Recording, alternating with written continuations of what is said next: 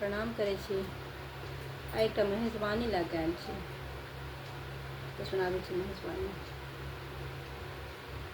बाबा बैद्यनाथ हम आयल छी भिखरिया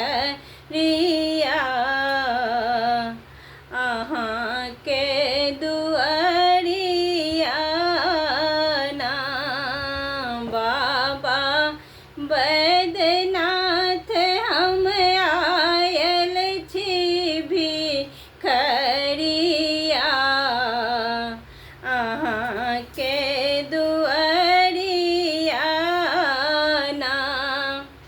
अयलहुँ बर आस लगाय होइया हमरा पर सहाय।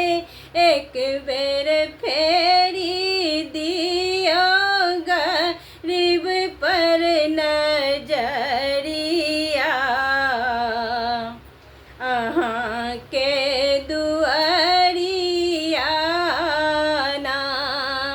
बाबा बैद्यनाथ हम आयल छी भिखरिया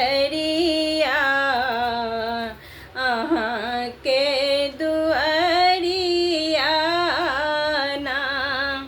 हम गंगा जल भरि भरि लायब बाबा बैजूके चढ़ायब अक्षत चंदन चढ़ायब बेलके पतिया अहाँके दुआरिया ना। अक्षत चंदन चढ़ायब बेलके पतिया अहाँके दुआरिया ना।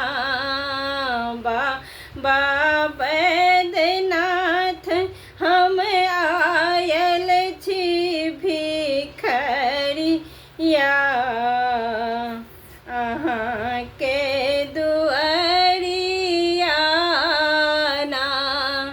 हम बागंबर झाड़िया छायब डोरी डमरू के सरियायब कखनो झाड़ी बुहारब बसहा के डगरिया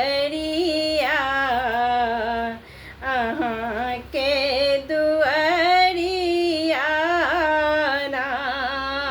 कखनो झाड़ी बुहारब बसहा के डगरिया अहाँके दुआरिया